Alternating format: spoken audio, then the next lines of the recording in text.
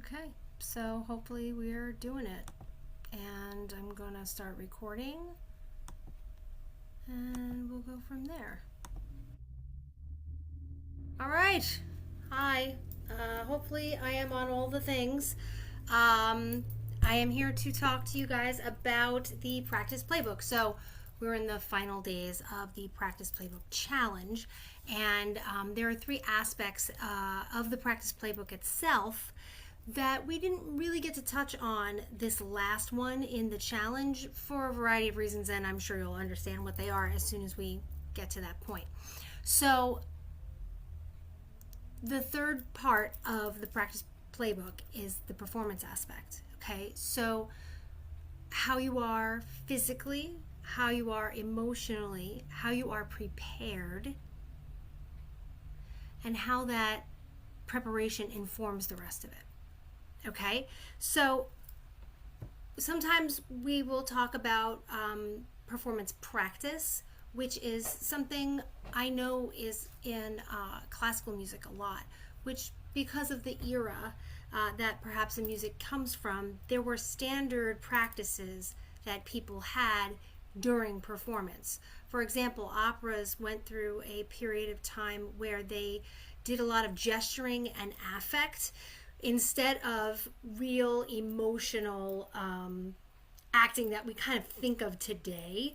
When we see an opera, we see this high drama, or even a Broadway play, or even someone just on stage singing a song.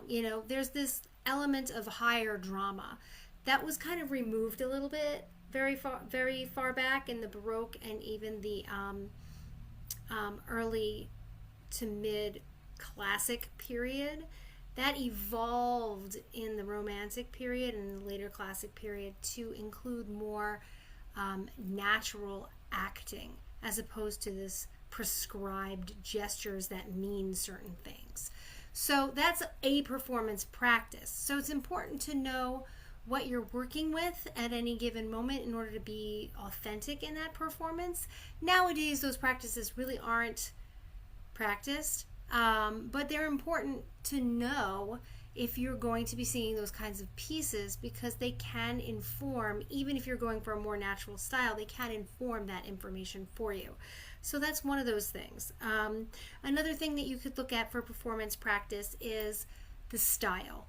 So if you're doing a song and it happens to be from the 1930s, you want to know what the style of singing was from that time period for this particular kind of song. So you have a little research to do.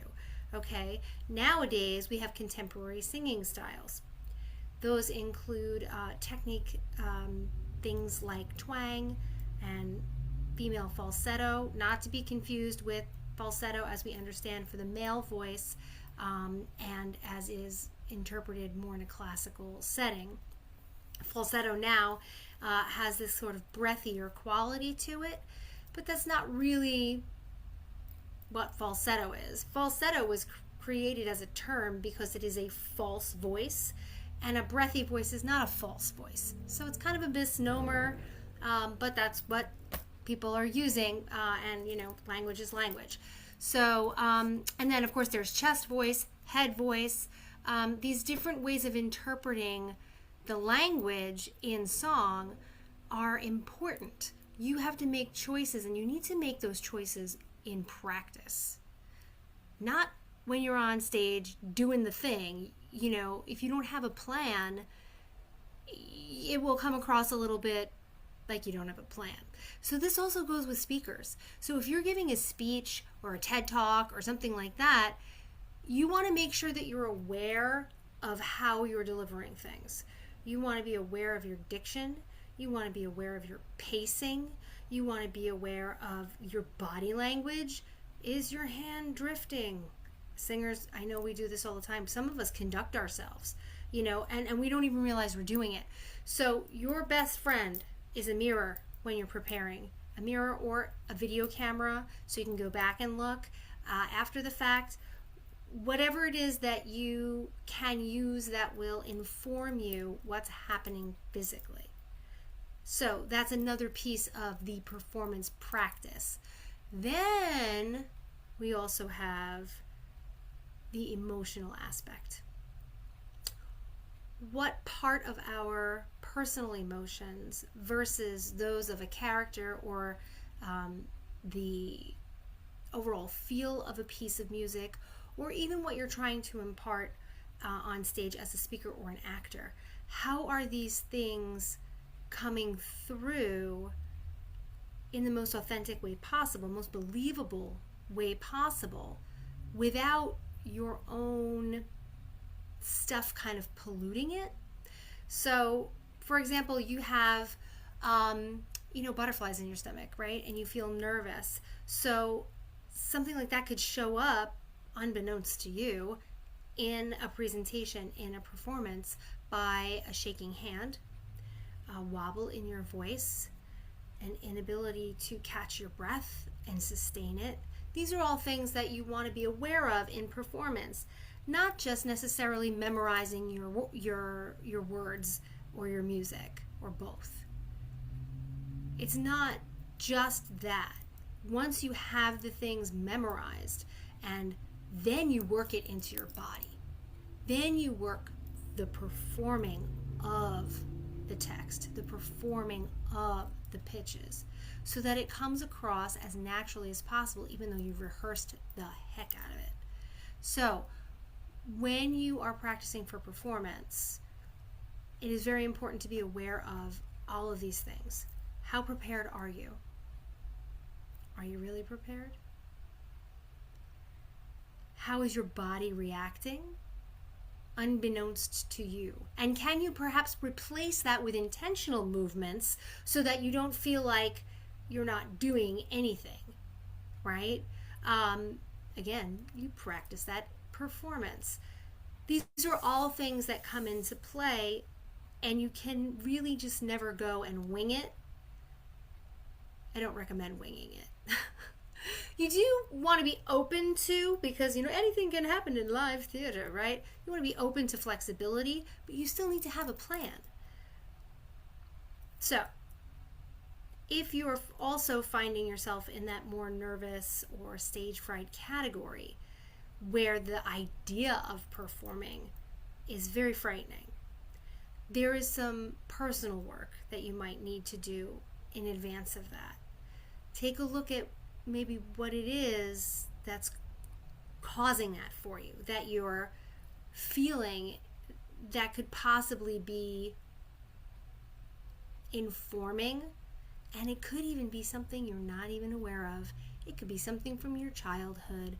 I know I was speaking with a woman recently who really has a hard time presenting projects at work.